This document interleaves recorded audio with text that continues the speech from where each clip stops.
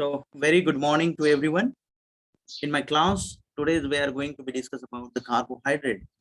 So, this topic is very special, and everyone know about this topic because our life is totally dependent on this carbohydrate molecule because this is the fueling type of molecule for our body. Because like a oil, like petrol, diesel for the engine, driving to the engines is required because it fueling. That fueling provide the energy to for moving any engine type of object machines. But for our human body machines, we require the carbohydrate. It is provide the energy for doing the number of works and activity every day. Okay, so that point of view, this carbohydrate is very much important, and everyone from us we know about the carbohydrate because every day, every time we in a day we are consuming a different type of foods, and from these foods we are consuming the carbohydrate because we know that this carbohydrate provide the energy, and without energy, nothing we can do. Okay, so that is most important, and we have to know the every aspect regarding to the carbohydrate because it is related to our daily life, routine, health. Okay, so that point of view, this topic is very much important because it's related to our daily life. And every in chemistry we हम अगर chemistry में देखते हैं तो हर कोई topic तो important होता ही है, बट कुछ टॉपिक ऐसे होते हैं कि जिसको हमें अच्छी तरह से समझना है क्योंकि उससे रिलेटेड हमारी हेल्थ होती है ना। तो सबसे इम्पोर्टेंट बात एक मैं यहाँ पे कहना चाहता हूँ कि इस लेक्चर को कंटिन्यू करेंगे। 1.5 घंटे का लेक्चर बनाया है, तो अगर लेक्चर बीच में कट भी होता है, मीटिंग एंड होती है, तो फिर से आपने इसी लिंक पे जाके ज्वाइन करना है। ठीक है, सो लेट्स बिगिन। देखो यहाँ पे इस पिक्चर में हम बहुत सारे अलग अलग टाइप के फूड मटेरियल यहाँ पे देख रहे हैं, जिसमें पल्सेस है ना, पोटैटोज है, बीन्स है, फ्रूट्स है ना। तो इस तरह की जो भी सारी चीजें जो भी हम कंज्यूम करते हैं in the form of food, तो इसमें से हमें काफी लेवल तक कार्बोहाइड्रेट मिलता है, और अलग अलग मॉलिक्यूल से अलग अलग एटम से हमें अलग अलग जो है कार्बोहाइड्रेट का अमाउंट हमें मिलता रहता है। तो ये कार्बोहाइड्रेट काफी इंपॉर्टेंट है क्योंकि हम यहाँ पे देखेंगे, ये देखो यहाँ पे जो है ना, I don't वांना hydrate, I वांना carbohydrate, है ना। मतलब पानी ही इम्पोर्टेंट है ऐसा नहीं है, पानी के साथ में हमें एनर्जी ही भी इम्पोर्टेंट होती है। तो ये एनर्जी हमें जो मिलती है तो कार्बोहाइड्रेट के फॉर्म में मिलती है। मतलब कार्बोहाइड्रेट कंज्यूम करते हैं तो उसका ब्रेक डाउन होके हमें पूरी चेन जो बनती है तो उसमें जाके फाइनली ग्लूकोज और गैलेक्टोज, और फाइनली ये पूरी प्रोसेस जो होती है इसमें कई सारे एटीपी, एडीपी जो है इलेक्ट्रॉनिक एनर्जी इसमें निकल रहती है पूरी प्रोसेस में। तो ये पूरी एनर्जी जो है हमारी बॉडी को सर्कुलेट करती है, मोटिवेट कर मोशन में रखती है। तो इस तरह से जो है ये कार्बोहाइड्रेट का इंपॉर्टेंट है। देखो अगर कार्बोहाइड्रेट नहीं है तो क्या होता है, देखो इस तरह से गिर गए, है ना, मतलब एनर्जी पूरी लॉस होगी, तो you can fall on the down. Okay, तो इस तरह से जो है कार्बोहाइड्रेट है, और कार्बोहाइड्रेट को हम जब स्टडी करते हैं तो हमें पता है कि जैसे कि ग्लूकोज, सबको पता है ग्लूकोज, है ना। तो कार्बोहाइड्रेट का स्ट्रक्चर अगर हम देखते हैं और उसको डिफाइन अगर करते हैं तो उसमें हमें समझ में आएगा कि जो डेफिनेशन हम उसकी करेंगे तो उसमें क्या है कि chemically carbohydrate are defined as optically active polyhydroxy aldehyde और कीटोन्स। ठीक है, मतलब पॉलीहाइड्रोक्सी, पहले तो यहाँ पे दो वर्ड है, एक तो पॉलीहाइड्रोक्सी है और दूसरा है अल्डिहाइड और कीटोन्स। ठीक है, मतलब दो फंक्शनल ग्रुप रहेंगे इस मॉलिक्यूल में, एक तो पॉलीहाइड्रोक्सी मतलब हाइड्रोक्सी ग्रुप जो होता है, OH ग्रुप, ये काफी ज्यादा इसमें हमें देखने को मिलता है ना। मतलब 4, 5 इस तरह से अलग अलग नंबर में हमें वहाँ पे 4 और 5 नंबर में हमें वहाँ पे देखने को मिलते हैं, तो इसे हम पॉलीहाइड्रोक्सी कहेंगे। और सेकंड चीज जो यहाँ पे ये पॉलीहाइड्रोक्सी हो गया, और सेकंड चीज जो है अल्डिहाइड और कीटोन। अब अल्डिहाइड और कीटोन जो है ये दोनों में से कोई एक ग्रुप उसमें रहता है। जैसे कि अगर हम देखते हैं ग्लूकोज, तो ग्लूकोज जो है उसमें अल्डिहाइडिक फंक्शनल ग्रुप और पॉलीहाइड्रोक्सी ग्रुप होते हैं। और फ्रुक्टोज जो होता है जो कि हमें फ्रूट्स से मिलता है, तो फ्रूट्स में से जो मिलता है फ्रुक्टोज उसमें होता है कीटोज फॉर्म, है ना, जो कि हम आगे देखेंगे पूरा स्ट्रक्चर। बट अभी बेसिकली थोड़ा इसका फंडामेंटल देखते हैं कि कार्बोहाइड्रेट क्या होता है, कैसे डिफाइन करते हैं। और एक तीसरी चीज इसमें आई है जो होती है ऑप्टिकल एक्टिव। ऑप्टिकल एक्टिव यानी कि क्या होता है कि प्लेन पोलराइज लाइट जब किसी पे हम मॉलिक्यूल पे बम्बार्ड करते हैं तो प्लेन पोलराइज लाइट एक तो राइट साइड में या क्लॉकवाइज जिसे कहते हैं या एंटी क्लॉकवाइज साइड में वो रोटेट होता रहता है, तो इसे हम कहते हैं कि clockwise and anti clockwise side direction में मूवमेंट होना। तो ये डिपेंड होती है उसके स्ट्रक्चर पे, ठीक है ना। तो ये जो है ये रिस्पॉन्स होता है मॉलिक्यूल का प्लेन पोलराइज लाइट को रोटेट होना राइट साइड में या लेफ्ट साइड में। तो ये जो चीज है इसमें हम ये कह सकते हैं कि ये जो ऑप्टिकल एक्टिव इसे कंपाउंड कंपाउंड को कह सकते हैं। तो डेफिनेशन क्या बन रही है वहां पे, ऑप्टिकल एक्टिव पॉलीहाइड्रोक्सी एल्डिहाइड और कीटोन और the compound which produce unit of such a type of hydrolysis. ठीक है, एक ये चीज होती है, मतलब एक जो है पॉलीहाइड्रोक्सी एल्डिहाइड कीटोन्स है और ऑप्टिकली एक्टिव कंपाउंड है, और दूसरी चीज की उसका जब हम दूसरी एक डेफिनेशन हो सकती है कि उसका अगर हमने हाइड्रोलिसिस कर दिया तो उसके मोनोमर्स वहां पे हमें देखने को मिलते हैं, produce unit of such type of hydrolysis. ठीक है, तो ये जो है कार्बोहाइड्रेट को हम देख सकते हैं, और यहाँ पे आपके इस पिक्चर में देख सकते हैं कि कितने डिफरेंट टाइप ऑफ हमें यहाँ पे फूड मटेरियल, फ्रूट्स है ना, ग्रेन्स, बीन्स, तो ये सारी चीजें ब्रेड बटर बेकरी और सब चीजें जो जो कि हम डेली कंज्यूम करते हैं, तो ये सब में से हमें अलग अलग क्वांटिटी में जो है उसमें से हमें अलग अलग टाइप के कार्बोहाइड्रेट मिलते रहते हैं, और उसमें से जो कार्बोहाइड्रेट मिलते हैं वो हमारे हमें एनर्जी प्रोवाइड करते हैं। ठीक है ना, तो ये होता है कार्बोहाइड्रेट। उसके बाद में थोड़ा सा और डिटेल हम थोड़ा समझ सकते हैं, आप भी जाके नेट पे जाके या डिफरेंट रेफरेंस बुक को रेफर करके अलग अलग इंफॉर्मेशन कार्बोहाइड्रेट के कलेक्ट कर सकते हो। तो बेसिकली कार्बोहाइड्रेट के ना 3 टाइप होते हैं, एक होता है स्टार्च, दूसरा होता है शुगर और तीसरा होता है फाइबर। तो ये 3 टाइप के हमें कार्बोहाइड्रेट देखने को मिलते हैं। अब स्टार्च जो होता है यानी कि बहुत ज्यादा नंबर ऑफ उसमें ग्लूकोज मॉलिक्यूल होते हैं, जैसे कि पॉलीसैकेराइड भी उसे हम कहते हैं, पॉलीसैकेराइड। ठीक है ना, पॉलीसैकेराइड। अभी सैकेराइड जो वर्ड है it's related to the sweetness, okay saccharide.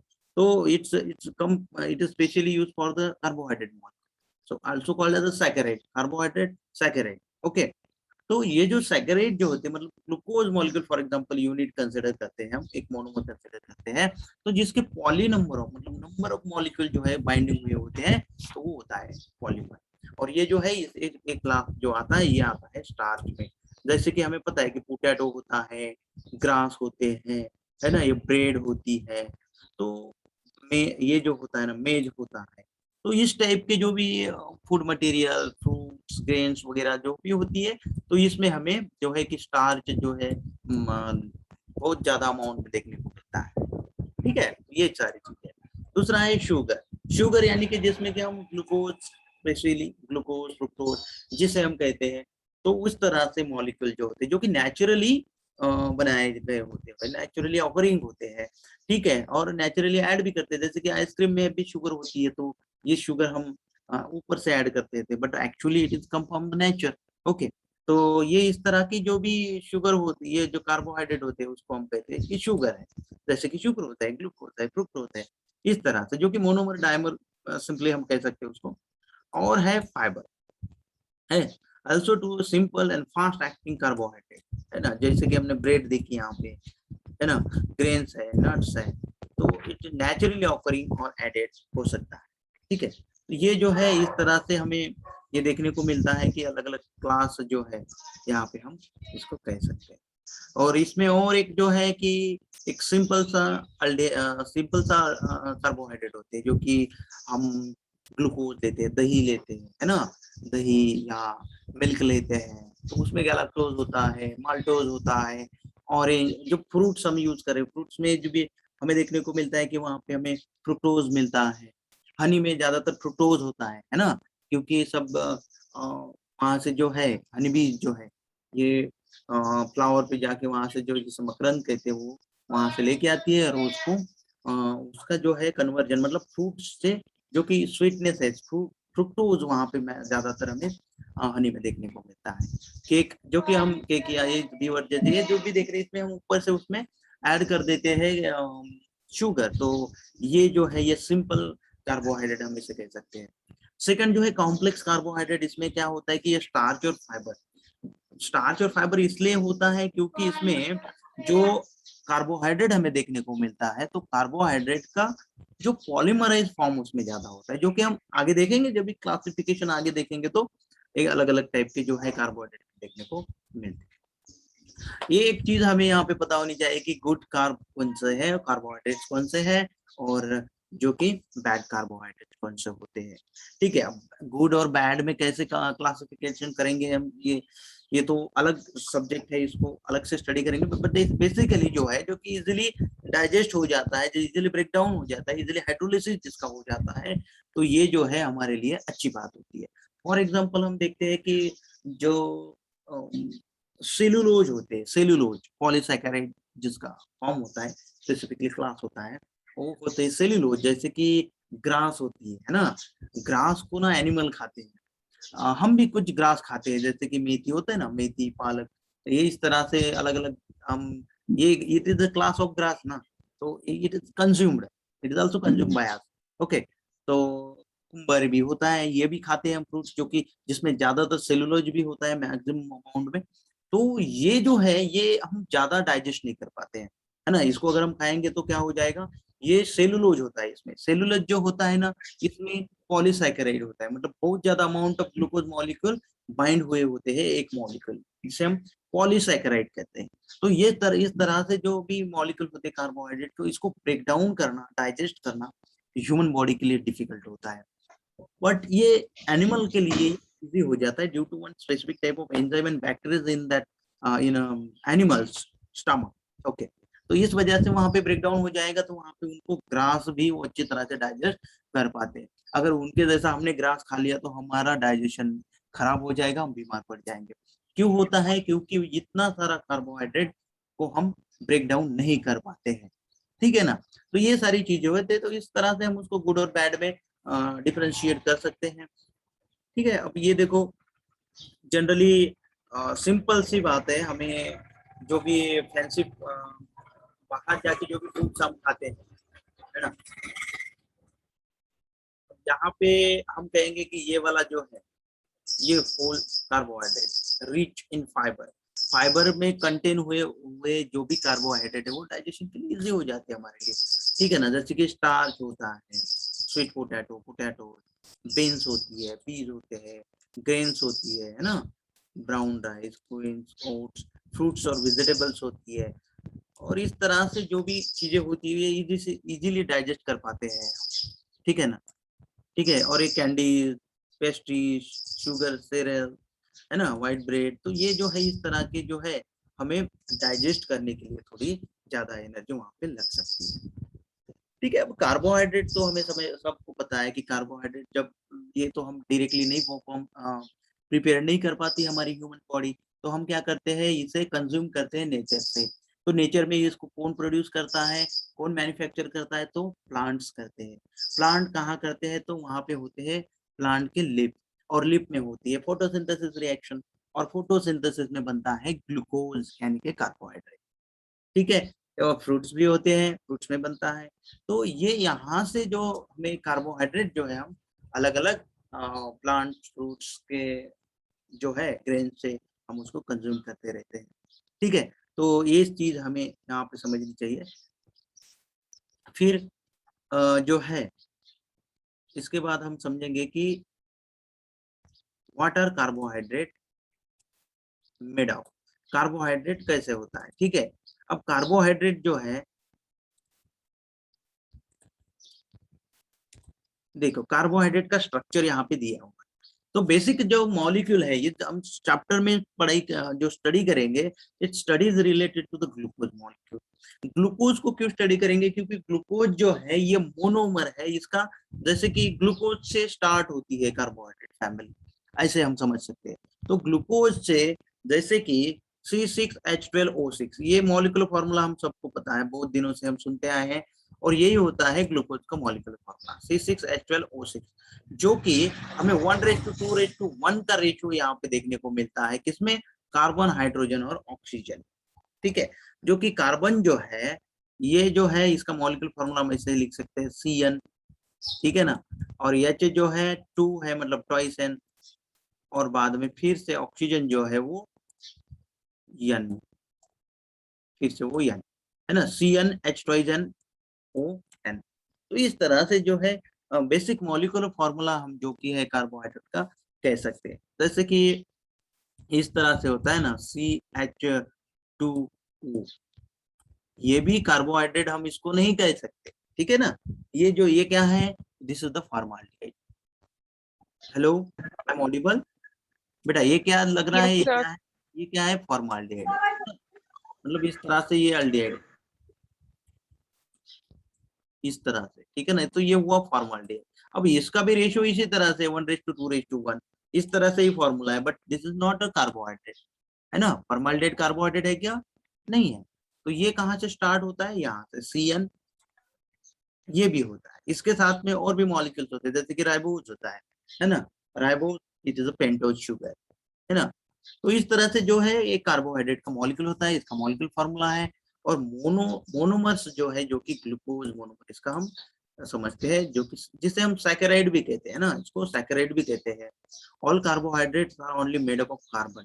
सब कार्बोहाइड्रेट जो होता है, इसमें कार्बन, ऑक्सीजन और हाइड्रोजन से जो कि है कार्बोहाइड्रेट बनता है, ठीक है। तो ये इस तरह से जो है हम कार्बोहाइड्रेट का स्ट्रक्चर जो है यहाँ पे देखते हैं, जहाँ पे ये जो मॉलिक्यूल हमें दिखाई दे रहा है यहाँ पे, ये कितने नंबर ऑफ कार्बन है, 1 2 3 4 5 एंड 6 नंबर ऑफ कार्बन।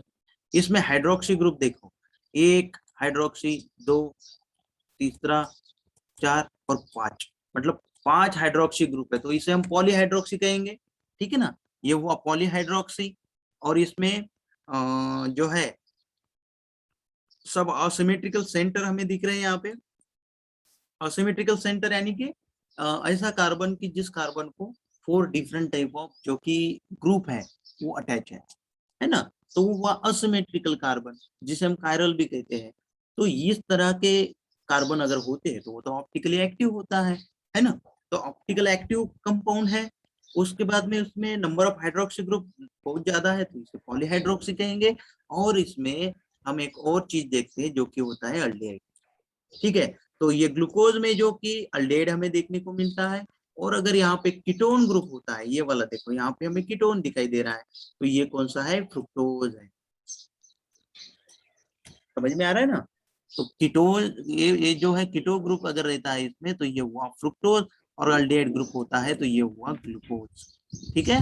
तो इस तरह से optical active, polyhydroxy and aldehyde और,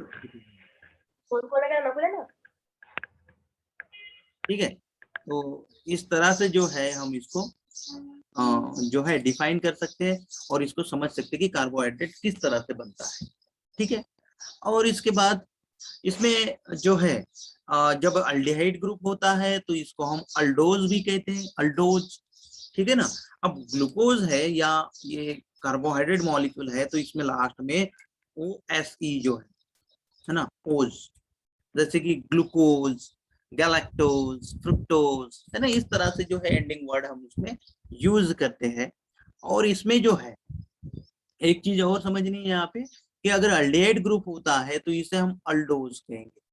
क्या कहेंगे, अल्डोज। इसमें अगर कीटोन ग्रुप होता है तो ये हो गया कीटोज, ठीक है।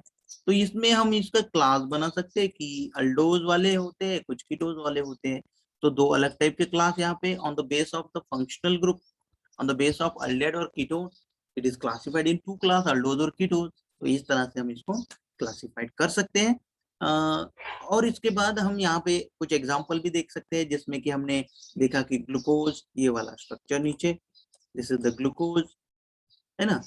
डी ग्लूकोज, ये डी मैनोज, ये गैलेक्टोज, ये फ्रुक्टोज, ये डी राइबोज, ठीक है। अब इसमें क्या है कि ये जो ग्रुप हमें दिखाई दे रहे हैं, ग्लूकोज, माल्टोज, मैनोज, गैलेक्टोज, तो इन सब में जो है कि अल्डिहाइड फंक्शनल ग्रुप हमें देखने को मिलता है। तो ये हो गए पूरे अल्डोज, अल्डोजेज जैसे कहेंगे, नंबर ऑफ है तो अल्डोजेज। और यहाँ पे फ्रुक्टोज में जो है यहाँ पे कीटोन ग्रुप हमें दिख रहा है, तो ये हो गया कीटोज, जो हम यहाँ पे देख सकते हैं।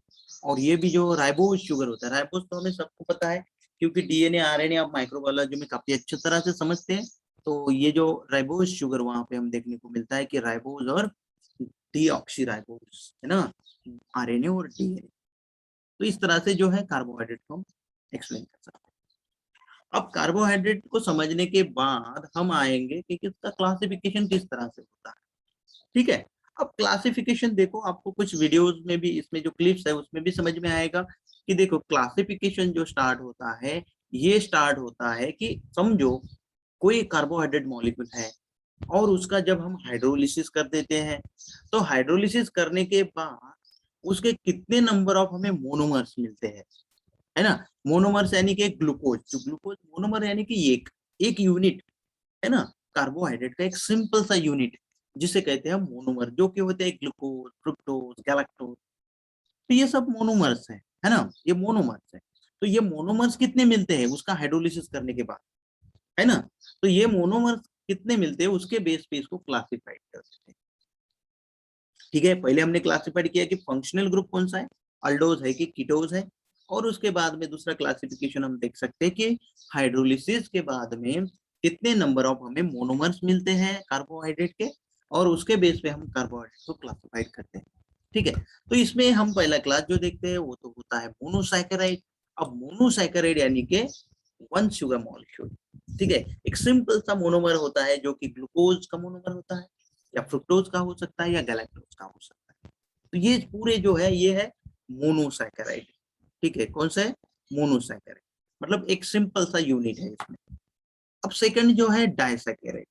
डाइसैकेराइड मतलब, डाइसैकेराइड एक इस तरह के कार्बोहाइड्रेट्स होते हैं जिनका हाइड्रोलिसिस करने के बाद हमें दो दो वहां पे मोनोमर्स मिलते हैं, दो मोनोसैकेराइड्स मिलते हैं। मतलब दो ग्लूकोज मिलेंगे, दो फ्रुक्टोज मिलेंगे, एक ग्लूकोज एक फ्रुक्टोज मिलेगा, या गैलेक्टोज और फ्रुक्टोज मिलेगा, इस तरह से। अगर हम डाइसैकेराइड को समझना चाहते हैं तो सुक्रोज, हमें पता है सुक्रोज, शुगर जो हम लेते हैं ना सुक्रोज, वो क्या होता है, सुक्रोज होता है। तो अगर ये स्ट्रक्चर यहाँ पे देखेंगे, अब ये जो डाइसैकेराइड का यहाँ पे क्लिप चालू, इसमें देखो, इसमें जो सुक्रोज का स्ट्रक्चर जो दिख रहा है, इसमें क्या हो रहा है, देखो दो मॉलिक्यूल इसमें बाइंड हुए। अब देखो, ठीक है, इसको फिर से हम देखते हैं एक बार। देखो यहाँ पे इस क्लिप में आपको समझ में आएगा कि दो, ये देखो ये मॉलिक्यूल दोनों बाइंड हो गए यहाँ पे, ये देखो यहाँ पे बाइंड हो रहे हैं। ठीक है ना, तो ये हुआ शुगर। जैसे कि हम अपनी शुगर जो है, शुगर में क्या होता है, एक ग्लूकोज का मॉलिक्यूल होता है और दूसरा एक फ्रुक्टोज का मॉलिक्यूल होता है।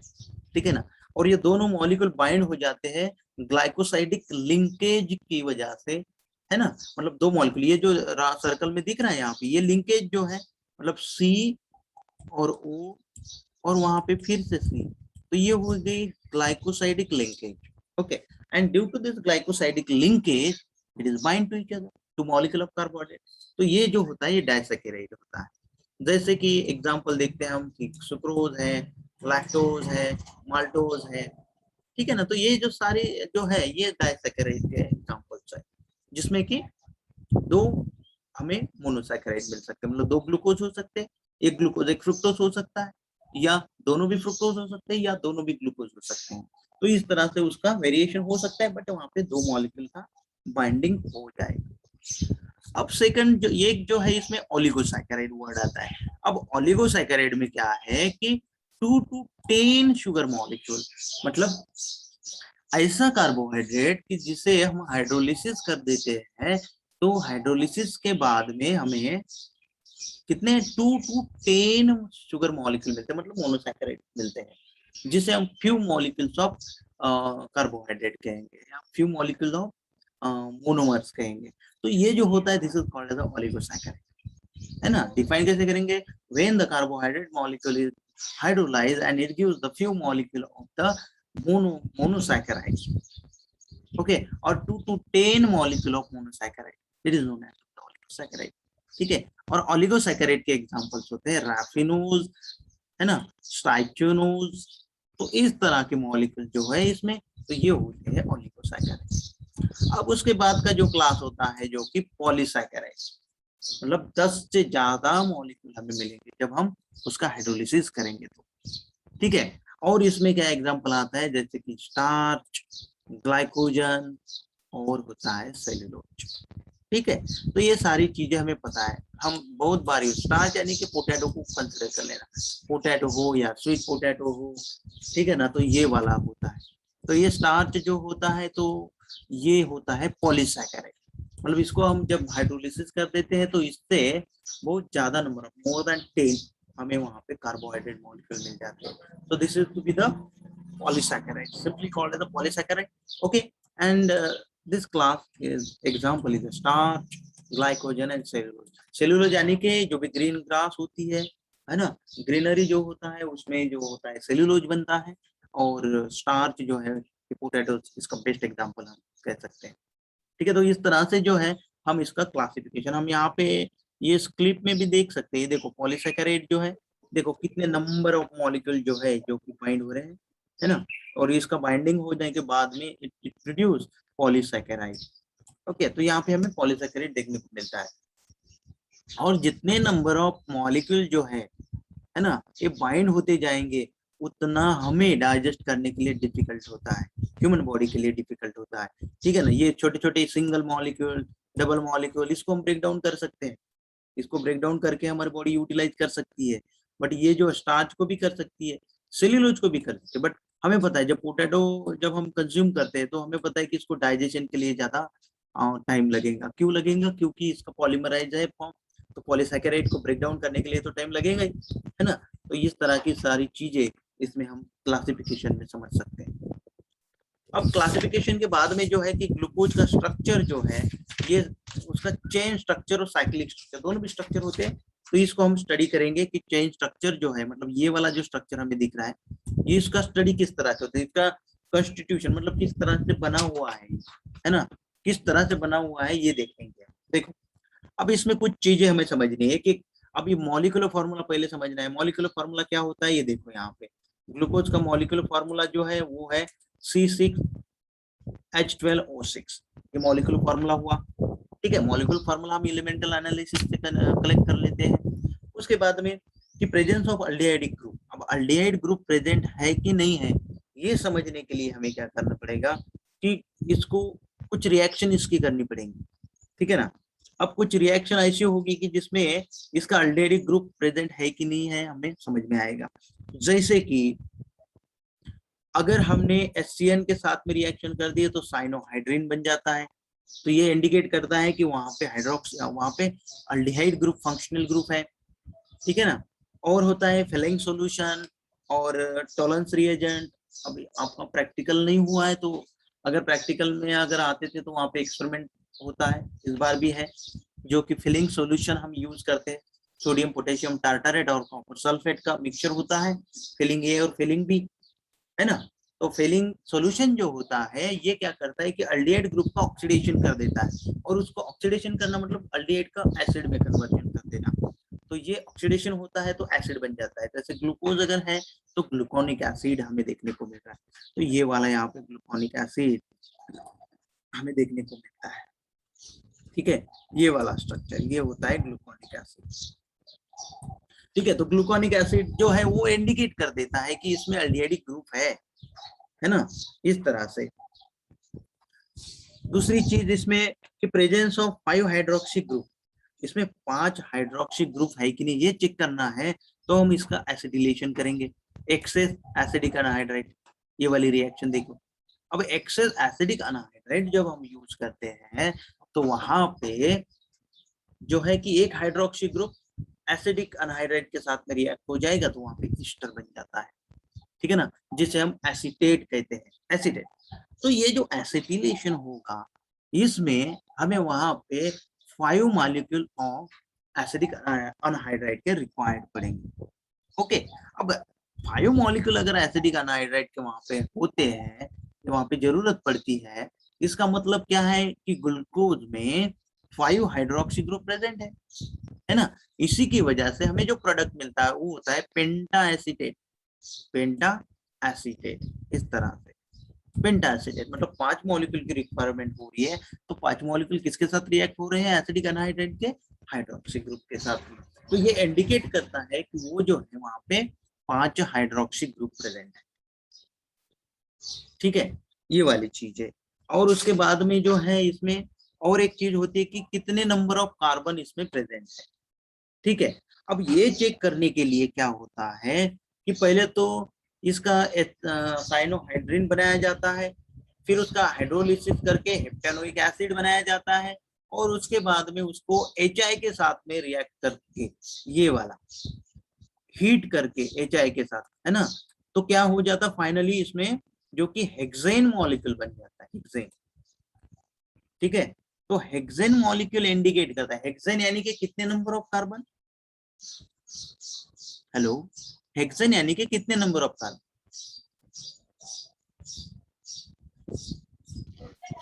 Sir 6। 6 number of carbon, very good. तो ये इंडिकेट करता है कि इसमें 6 नंबर ऑफ कार्बन प्रेजेंट है। ठीक है, तो इसका कॉन्स्टिट्यूशन क्या है, मतलब ये किस तरह से इसका स्ट्रक्चर बनाया गया है, क्या क्या है इसमें, इसको हमने स्टडी किया कि इसमें हाइड्रोक्सी ग्रुप है 5, क्योंकि एसिटिक अनहाइड्राइड के साथ रिएक्शन करेंगे तो पेंटा एसिडेट मॉलिक्यूल मिल रहा है, तो 5 हाइड्रोक्सी ग्रुप हुए। इसका साइनोहाइड्रिन बन रहा है, इसका ग्लूकोनिक एसिड बन रहा है ऑक्सीडेशन करने के बाद में। ठीक है ना, तो ये इंडिकेट करता है कि उसमें इसमें जो कि अल्डिहाइडिक फंक्शनल ग्रुप है। ठीक है, और तीसरी चीज हमने टैली किया कि उसमें कितने नंबर ऑफ कार्बन एटम है, तो कार्बन का एचआई के साथ में ग्लूकोज का जब रिएक्ट कर देते हैं तो फाइनली हमें हेक्सेन मिलता है, तो ये इंडिकेट करता है कि उसमें 6 नंबर ऑफ कार्बन है। ठीक है, तो इस तरह से जो है हम ये जो चेन स्ट्रक्चर जो कहते हैं, चेन यानी कि ये पूरी चेन जो दिख रही है ना, ये वाला, ये बॉक्स में जो ग्लूकोज है इसको चेन स्ट्रक्चर कहते हैं। ठीक है, हमेशा याद रखना, यहाँ ऊपर में जो है यहाँ पे अल्डिहाइडिक ग्रुप रहता है इस तरह से, और नीचे जो है अब 1 2 3 4 5 और ये 6, तो ये 6 कार्बन हुए। ठीक है, तो इस तरह से अगर इसको हम देखते हैं तो यहाँ पे ये हाइड्रोक्सी ग्रुप यहाँ पे आएगा, ये दूसरा आएगा इस साइड में, ठीक है, और ये दोनों आएंगे इस साइड। हमेशा स्ट्रक्चर याद रखना, इस तरह से ड्रॉ करना है। अब यहाँ पे होते हैं हाइड्रोजन,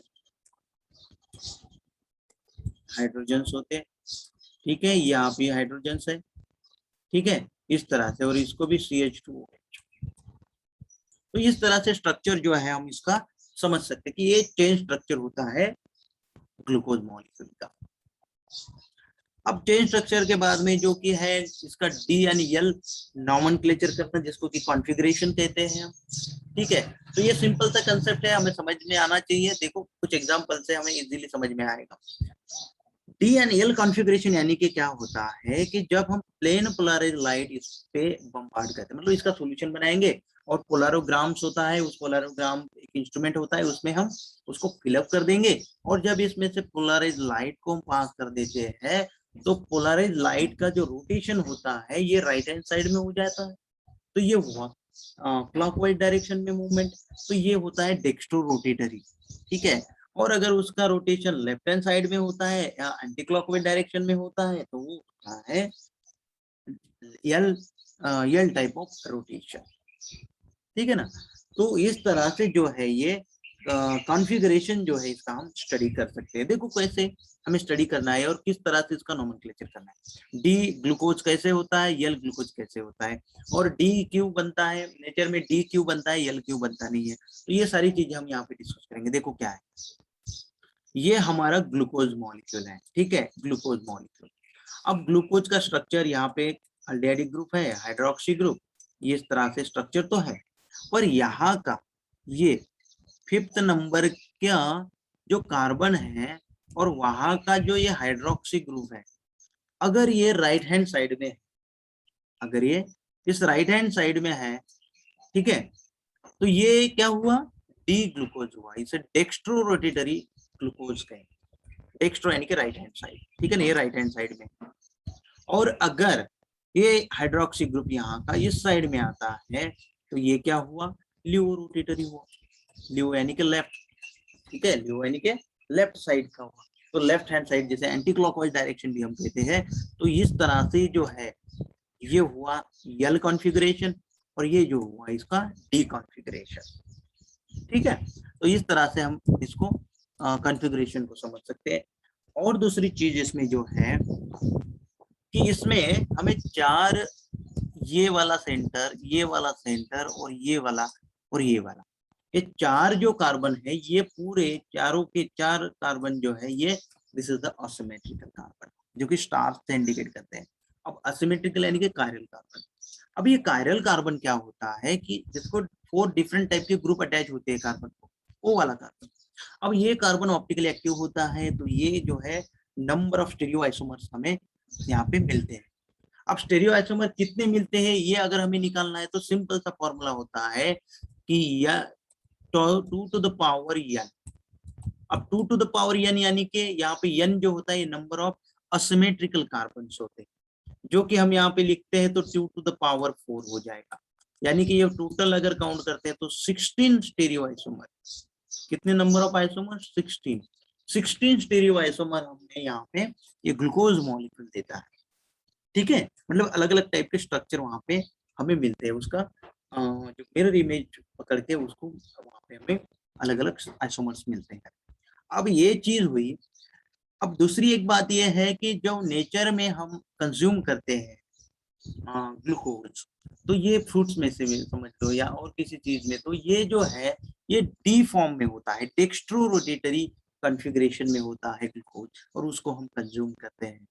बट अगर गलती से अगर यल ग्लूकोज हमने कंज्यूम कर लिया तो biologically it is a very dangerous for human body.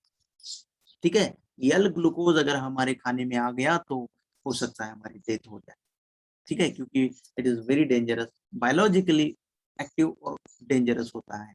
मतलब ये हमारे सिस्टम में जो कि प्रॉब्लम क्रिएट कर सकता है, पॉइजनस हो सकता है, ये वाली चीज होती है। तो इस वजह से हमें नेचर में जो या कोई भी ग्लूकोज हम खाते हैं उसमें डी ग्लूकॉन डी है ना, मतलब वो डेक्स्ट्रो वाला पार्ट होता है, डेक्स्ट्रो कॉन्फ़िगरेशन